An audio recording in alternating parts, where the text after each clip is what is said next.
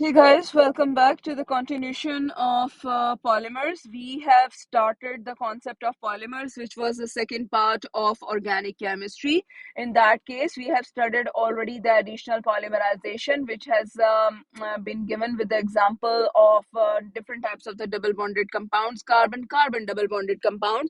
And after doing the polyethene, we have shifted ourselves to the next examples of additional polymerization. And then we have moved to the condensational polymerization.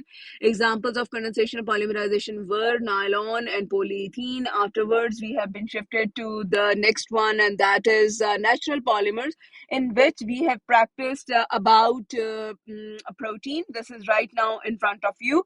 You can see this thing. These are the different types of the structures which are telling you that how proteins are formed through peptide linkage, which is happening between similar or different types of the amino acids.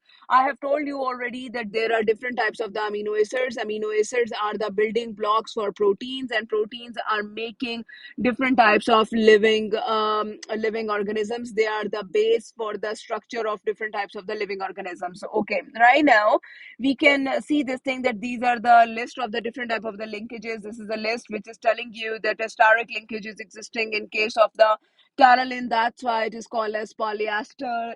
Amide linkage is happening in case of nylon. That's why nylon is called as polyamide as well, whereas proteins are giving peptide linkages. That's why proteins are called polypeptide. Okay, so right now there is another example of one type of amino acid in front of you, and you can see this thing, that same type of the amino acid is going to continuously attaching with each other, giving you this polypeptide. And here is the hydrolysis of protein or hydrolysis of any compound. You may say any compound means any like nylon or polyester. How we can hydrolyze? What is the meaning of hydrolysis? Okay, first of all, what is the meaning of hydrolysis? Let me move here. Okay, hydrolysis is basically a process in which a compound is broken, and the water which has been formed in addition to that compound is added back to that compound to give you the reactants back. Okay, I would like to explain it further. So hydrolysis is addition of that addition of water to a compound, and convert it back to the original components. So for example, if we are going to take protein, if we are adding water into it, it is H2O. Okay, it is acid catalyzed hydrolysis. As a result of that, it is going to convert itself into amino acids. Okay, so this is one example. Okay, so amino acids were combining with each other to give you protein and water, but the same water, when it is being added to protein in the presence of an acid as a catalyst, as a result of that, amino acids will be formed. Okay, guys, I would like to bring your attention to a new concept. It is not. I'm very much clearly telling you, it is not part of the syllabus for IGCSEs and GCEs, but I am telling you because you people will study this thing in AS level chemistry, and that is called as a hydrolysis of protein or hydrolysis of a compound. Okay, so for example, whenever we are making an ester, okay, let's move on to a new page. I'm giving you an example here. Okay, so for example, we have just said this thing that an alcohol is taken and an acid is taken. You may say carboxylic acid very clearly, okay, to make the picture more clear. Okay, carboxylic acid. Okay, it is converting itself in a reversible chemical reaction into an ester along with water. Now, for example, if we are taking an ester and we are going to add water back into it, remember this thing that we have said this thing that H2SO4 was the catalyst for this reaction. Remember this thing as well, that H2SO4 is a substance, is an acid which is releasing H plus ions. Okay, so when an ester and water are combining with each other in a reversible chemical reaction, as a result of that, it is going to give you an alcohol and carboxylic acid. Okay, an alcohol and a carboxylic acid. Remember this thing that it is also an acid catalyzed reaction. So this the square brackets with H plus are telling you that hydrogen ion concentration is added. It means that acid is added. Obviously, source of hydrogen ions is always an acid. So this reaction is an acid catalyzed reaction. Okay. So this is one of the example here right now. Okay. Details are required for this when we are studying this type of the reaction in AS level. Over there, we will teach you about the hydrolysis of an ester or hydrolysis of a protein in case of A2 level. We will teach you this thing, inshallah, that there will be two types of the hydrolysis. One of them is an acid catalyzed hydrolysis, whereas the other is called as a base catalyzed hydrolysis. What are the consequences in each type of the hydrolysis is requiring more attention, which is not good to teach you at this level. That's why I have just explained you one example, that hydrolysis is a process which is you may say that in this case basically the condensation is giving you the polymer, and as a result of hydrolysis, that water is being added to that polymer and converting itself back into its reactants is called hydrolysis. Okay. And one more thing which I have told you, that in case of ester formation, for example, we were requiring an acid as a catalyst. And what was that acid? It was concentrated sulfuric acid, which was a catalyst for the ester formation. And the process was called as esterification, reversible chemical reaction, or condensation. I would like to suggest all of you to write all these three names so that you people may have a very clear idea that what you are going to do. When we are doing the hydrolysis, we will take ester as a reactant now, and now we are going to add water across that ester, converting itself back into that respective carboxylic acid and that respective alcohol.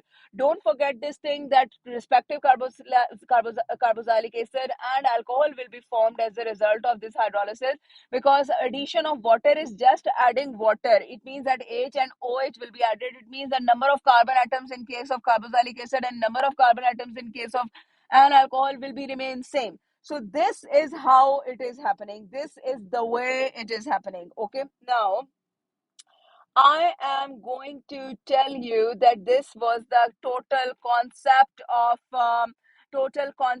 of, you may say, organic chemistry, in which we have studied many of the things. One more additional point which I would like to discuss with you. Additional point. The word of additional is telling you that it is somehow not part of your syllabus, but examiner has asked some relevant questions to it. And what is that? And that is called as cyclic organic compounds. Cyclic organic compounds. Okay, guys, I would like to bring your attention to this point, that cyclic organic compounds are those compounds in which the carbon atoms are combining with each other to make a cycle type of thing. Okay, let's see. The first cyclic compound starts from carbon number 3. Okay, so for example, this is this, and this, and this. You can see this thing, that 3 of the carbon atoms are combining with each other. So we cannot start from any of the carbon atom. We cannot say any of the carbon atom as a terminal carbon atom. So all of them are combining with each other, making a cycle type of thing. And this is called as a, you may say this thing, that this is called as a cyclopropane. Okay, so what is the name? Cyclopropane. Guys, I have to complete the hydrogens. Okay, so it will be H2 here, H2 here, and H2 here. You can see this thing, that it is the compound having molecular formula of C3H6. So what is the general formula of cycloalkanes? You may say cycloalkanes. Cycloalkanes general formula will be CnH2n, which is just matching with that of the alkenes. Okay, so guys, I would like to bring your attention to the next one, and that is called as a 4 carbon atom compound. And here in this case it is H2 in this case, H2 in this case, H2 in this case, and H2 in this case as well. It is C4H8, and it is called as cyclobutane. Okay, so for example, if I'm writing the compounds like the cycloalkane, I'm just saying this thing, that cyclic compounds in case of cycloalkanes are giving substitution reactions just like alkanes. cycloalkanes are giving substitution reaction. Okay, so for example, examiner is giving you this type of the compound CH2, CH2, and CH2, and he is saying that reacted with oxygen or do the complete combustion of this. Okay, how many carbons are there? Three carbons, so we are going to write three CO2. Okay, how many hydrogens are there? Six hydrogens, so we are going to write three H2O in this case. How many oxygens are here? It is six oxygen. How many oxygens are here? Three, and six and three are nine. What is the half of 9? It is 4.5. You may write 9 by 2. You may write 4.5 O2. So this is called the complete combustion of this cyclic compound. Now, for example, if there is the same cyclic compound, examiner is giving you this, for example, and this is like this. Okay, now for example, he's asking you to react it with Cl2, what you are going to write. So it is just like this. Remember this thing, this is just a hydrogen atom which is being replaced by Cl. So we can say this thing that it is Cl here and H here and H2 here and H2 here. So one of the H which has been removed will combine with the remaining Cl to make HCl. So it is called as 1-chlorocyclopropane. 1-chloro, obviously we have to now mention the position and we will consider that carbon as carbon number 1, which will have now chlorine. So this is just giving you an idea that this is called as cyclic compound, and this is the way they are reacting with oxygen to give the combustion reaction, and this is the way they are reacting with halogens to give the substitution reaction. These are the basic reactions related to cyclic compounds. Okay, so cyclic compounds I have discussed with you. I would like to bring your attention to the next concept, and that is called as alkynes. I have explained such type of the concept earlier as well, guys. I would like to tell you that this is called alkanes, and which we have done in detail, in big details, and these are the alkenes. These are the alkynes having general formula CnH2n minus 2, and these are CnH2n plus 2, and these are CnH2n. Okay, so for example, C2H6 is an ethane, so it is an alkane. And if I have to write the alkene, it would be C2H4. This is called ethene.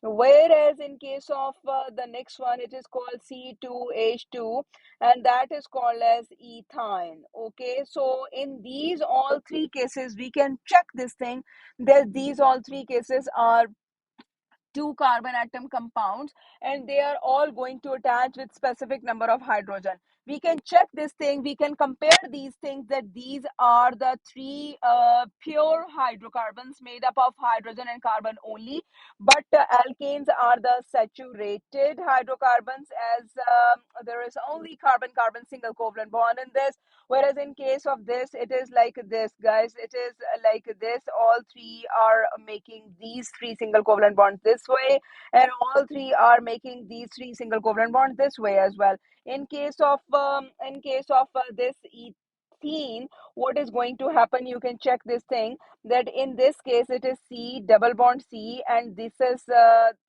two H's. These are the two H's over here as well. One carbon carbon double bond is existing in this case, converting this compound from saturated hydrocarbon to unsaturated hydrocarbons. So this is another unsaturated hydrocarbons, and that is this. We are going to write H's on both sides. It is just telling you that this is called ethyne. So you have seen this thing, that ethane, ethene, and ethyne are the three hydrocarbons having different general formulas, having different structural formula, having different number of bonds, having different type of the connectivity, having different level of saturation and unsaturation. Out of all these three, I would like to bring your attention very perfectly that these are the most unsaturated.